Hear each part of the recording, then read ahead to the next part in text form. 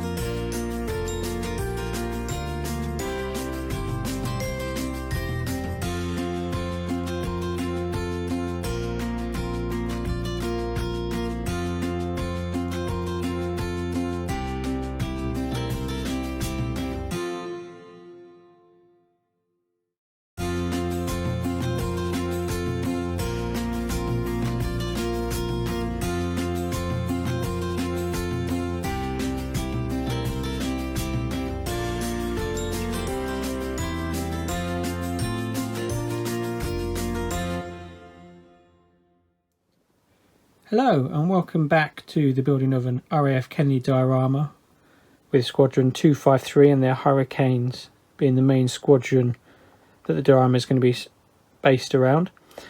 So we're going to continue with the building of the Airfix 148 scale Hurricane Mark 1. This is where we were at the end of the last episode.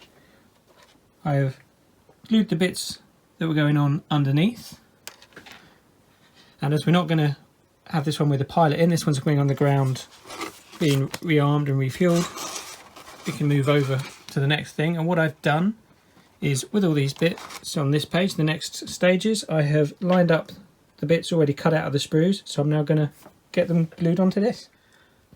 For step 16, where we glue the cockpit seat and the bits sticking out into the wings onto the whole bottom of the plane, I've been doing some dry fitting and I found it really doesn't want to fit that well to the shape. So obviously I will find a way to make it fit for this one, but as I've got a load more of these to build, I'm thinking what I'll do is I'll change the order I do it and glue all the bits onto the wing and then glue the seat or cockpit area then onto these framework afterwards and see if that makes it all fit a bit better.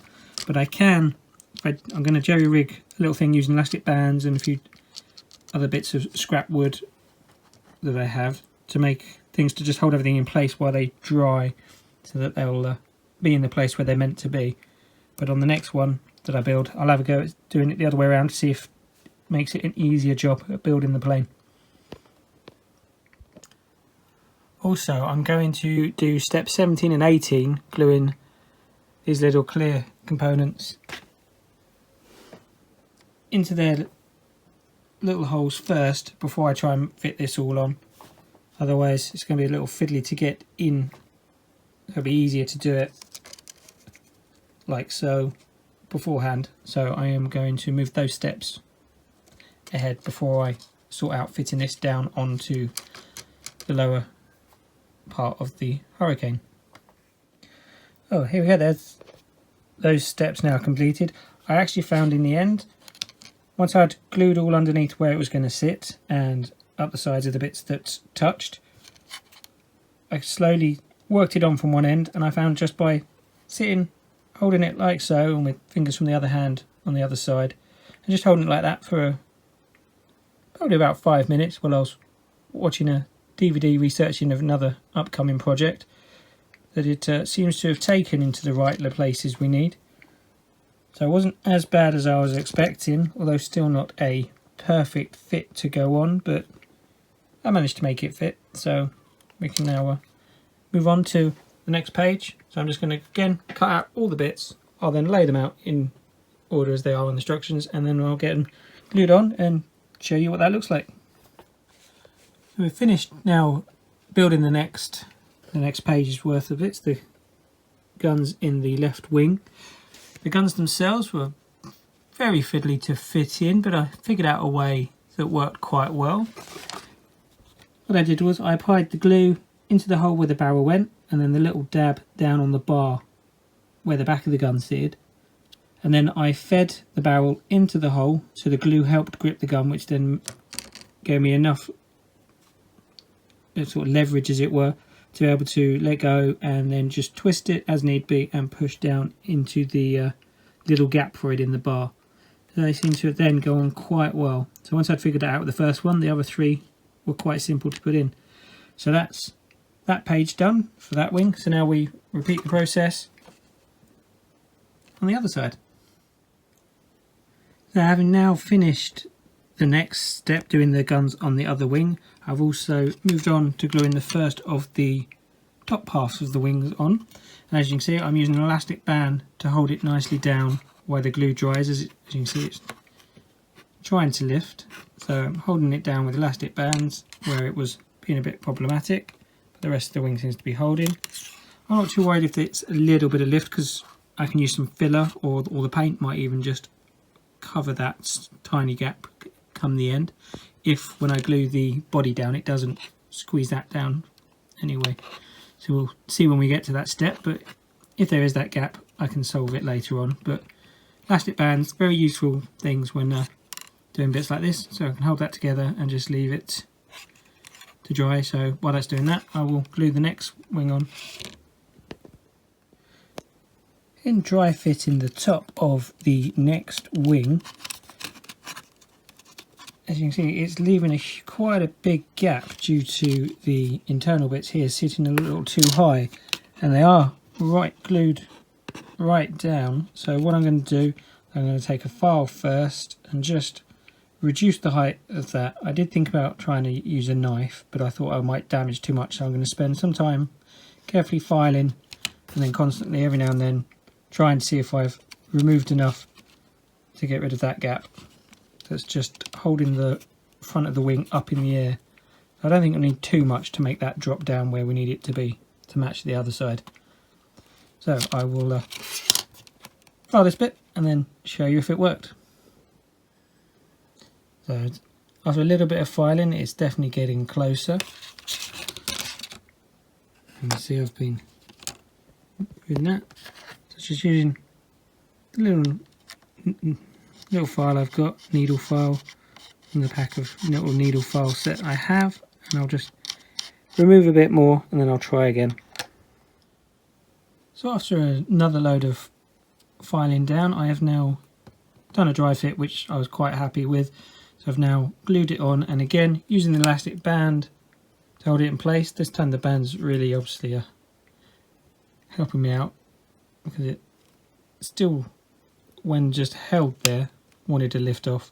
So the elastic band's going to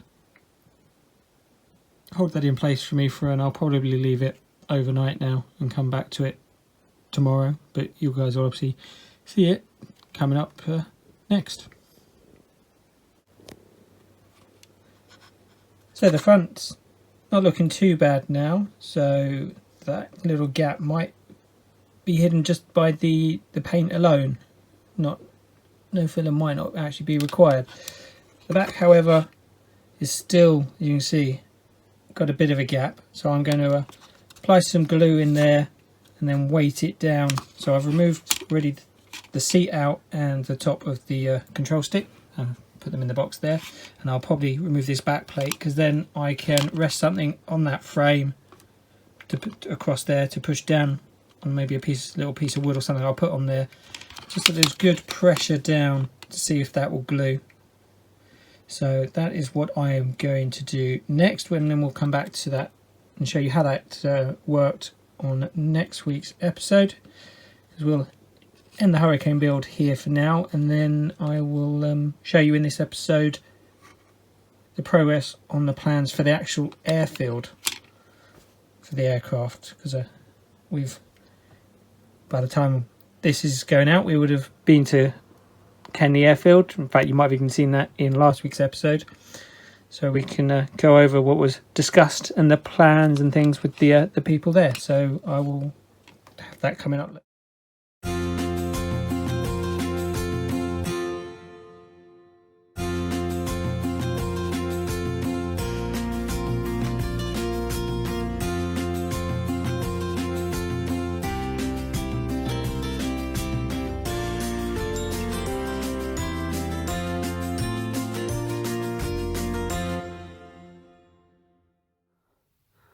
Okay, so we are back now with the Revell 187 kit of the Union Pacific Railroad Big Boy locomotive, of which we obtained the kit from Harrison Brown Models.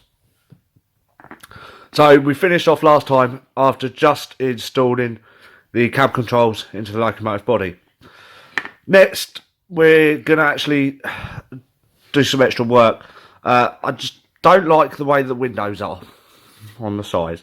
So I've cut out a couple of pieces from some clear styrene. These pieces here, there's one of them, and I've got another one at the side. And we're going to actually put them just inside to represent the windows.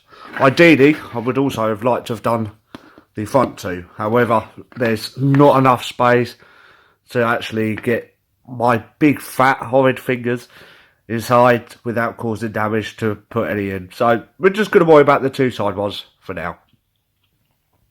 So we've now successfully applied the glazing, and next we're just going to put this to one side. Just give you the view of this first of all. There is a reason for that, because where that empty space was that I've just shown is the underneath, and it's what this part is. So our next job is to give this a paint before applying. So the bottom has successfully been painted up and then glued into place, although some touch-ups will be needed to do with the paintwork, but this can all wait till a later stage. American locomotives such as this, the Union Pacific Big Boy, they had bells attached to them. They were an audible warning as they was approaching crossings. Whereas obviously steam locomotives and other locomotives over in the UK have just a whistle or a horn.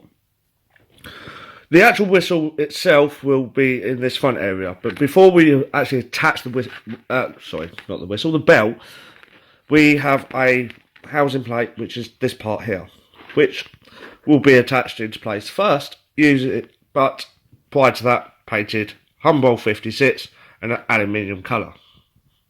So now the actual housing part has been painted up, we now get round to attaching it to the locomotive itself. It will literally go into this hole here. So now the actual housing part for the bell's been fitted. We're now going to actually work on the bell itself. The bell is this small part, hopefully visible in the camera. This part here, and this is going to be painted a brassy gold colour using Humboldt 54. So the bell's now been painted and is ready for fitting. At the same time as waiting for this part to dry from painting, we have also painted up the next part, which is here, which is the generator, which eventually will go here. So now both those parts are painted up, we might as well put both of them on. This is the underframe. It's actually had two coats. So after applying the first coat, we gave it a slight rub down using very, very fine sandpaper, using 2500 grit sandpaper, this stuff here. So, once that was done, we then gave it a second coat, which is how it is now. So with this bit done, we now move it to one side, out of our way, so very briefly, prior to working on this, which is again part of the underframe overall. This will be one of the bogey sets. But again, we're going to give this a paint first using Humboldt 33 matte black.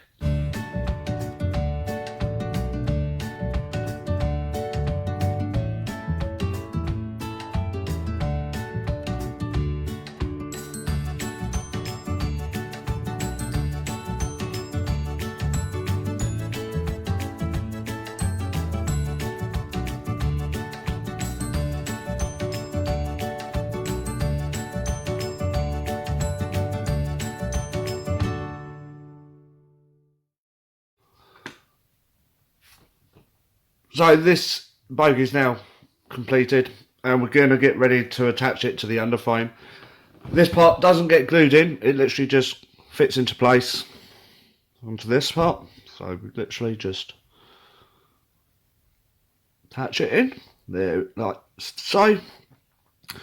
There you go. It allows it then to be able to move around as necessary. So these 4 parts that you can see, they make up the 2 wheel sets, of which will end up in this bogie here. So now they are all done up, we're now going to make them up as the 2 wheel sets.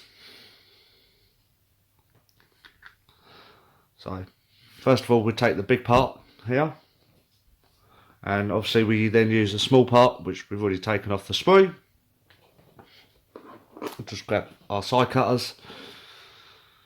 So we take this off the sprue like that. Take the small one. Now the small one will fit inside that hole, so we'll put some glue around this edge. So take a very slim, small piece of glue. You don't want to overglue it. It's never good to overglue anything. Just give it a good coat, just so it takes the grip. There we go, just like that. And then all goes well, it'll fit into this area. Slide it in, just like so. So that's the first one. We can now do the same for this second one. So again, take the bits off the sprue.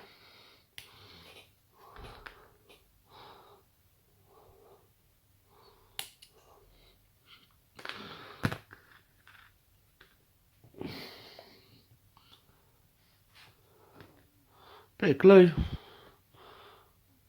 on this part, just like that, and then hopefully it'll fit into the hole. Just get it in, nice little push, and there we now have 2 completed wheel sets. So the 2 wheel sets now fit into the bogie. They don't actually need to be glued in. They're supposed to just slot straight in. So we'll have a... So literally, once it's lined up...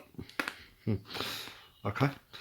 So actually, bogie's just come off. Which is fine, because again, it was just a simple snap fit into place. Okay, so there's the first one. Very, very tight, but hence why they don't need gluing. They are simple snap fit. There you go, so that's them back in. I suppose we now better put it back onto its under frame. So there you go. There's the first one done. Which I believe this now forms the training wheel sets. Could also be the leading wheel sets, whichever way, because obviously the locomotive was 4884, so the 8 wheels will then obviously be the actual driving wheels. But anyway, so that's the first part done.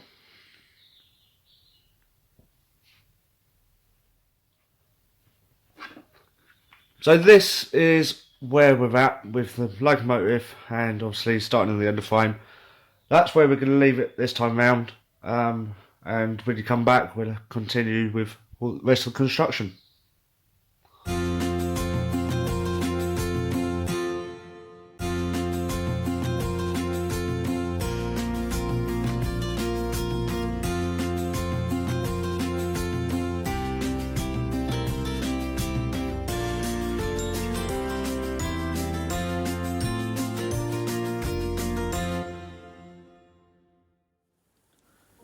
So as we didn't get a chance to film showing the initial plans when we were at RAF Kenley, we visited there, I just thought we'd actually show you the plans we took. So this was, sorry it's a bit scrumpled now, but this was obviously, we had a write-up on the project for people to read as to what was going on. I have that there so you can see.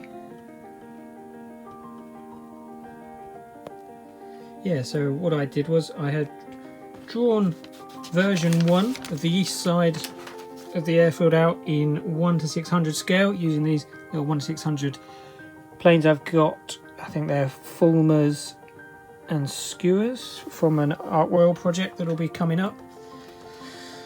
So the darker pen lines are the equivalent of a 4 foot by 4 foot square board, and then obviously showing what I can put on them. So for plan 1 we try to model all the pens, so there's 4 pens on the side, so we've got 3 that would be on show and 1 that would be painted onto the back scene because it's much further back than the others. I've seen it break at either end, and then these little 2 areas here, because we want the planes to be moving along both the taxiway, so they'll be slowly going along the taxiway or coming faster along the runway, and hopefully also around probably here starting to go up in the air as well to take off. So they'll then come off the scenic area, so they're out of visibility of anyone looking at the diorama, and the pulley systems that they're on, we can then turn them around or reload it to send them back the other way. So in case of the runway, that means they'll be coming in and landing, or on the taxiway just then taxiing back in the opposite direction. So yeah, so we've obviously plan 1, each have a 4 foot board for each pen, because a pen fills a 4 foot board, as we know from an earlier episode when we had a look at making a larger scale mock-up of a 4 foot board to see what much room a pen would need. Then we'd have another 4 foot board which would include the operations room and the officer's mess. I haven't worried about making any templates for them yet because I've got to size them all up properly. And then it would have a bit of the hangars, and then some of probably 616 Squadron Spitfires sitting around there receiving more maintenance, as our Squadron 253 is the one more in action. Here's the other runway crossing over. So if you remember from the air review last week, we've got 2 runways and they intersect each other nearer the hangars. So again, and then obviously again scenic break so that the planes can be turned around to come back. So yeah, and then the station headquarter building will again be painted on the back scene so that it's still included, even though it's off the diorama area. And then the diorama itself would then obviously have the back scene, but would then have a top, and it would also be kind of boxed, so it would basically be boxed in with hopefully a lighting rig, and then from that smaller scale planes, so maybe even this size but probably a bit bigger, could there be on another pulley system hanging, so we could have aircraft flying over the airfield looking as though they're passing in the distance. But yeah, so what we've got from discussing plan 1 and also having a look at the airfield is just as I assumed when I drew this. The pens really are too close to each other, so what we're thinking we're going to do is we're going to delete this pen altogether, and then we'll just move these further out to each other. So I've got them stuck down because obviously we were outside showing this last week, and I've just rolled them up, still attached to it. So yeah, so we'll spread the pens out, thus meaning there's room in between for the dispersal huts and other bits, and they don't look too crammed.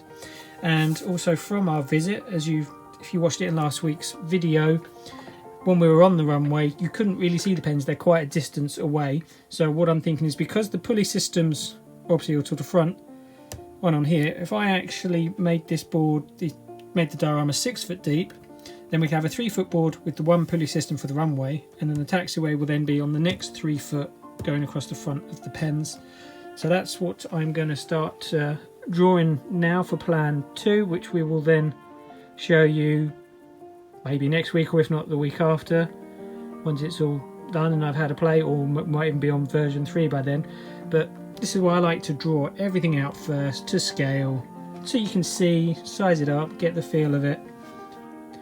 Also it helps having planned everything in advance like this, because obviously material costs. If I'd gone and bought the wood to start making some of these and then realised, hold on, I want to make it deeper, or change where the pulley system's going to lie through the boards, it means I'd have to go buy those same materials again, and it just takes time to plan, but it saves time in the build. So it's how I like to always operate any larger scale projects. Smaller scale things I'll just get cracking on and they'll develop as I build, but for something like this I'm going to plan it all first. So we'll roll this one up and then start on version 2, and then maybe version 3 if version 2 still doesn't solve the kind of things we want to change with the look. But we'll obviously let you know probably in the next episode how at least version 2 went, and you can see it develop, and then we'll start construction. So to help to give you an understanding of 1/600 scale, I have put on here one of the 1/600 scale aircraft that I've made the plans to match the width of as if they were a 1/48 scale Hurricane. So here's the kit from earlier in the episode to show you the width of the 1/48 scale Hurricane, and then that's a 1/600 scale width Hurricane, or thereabouts.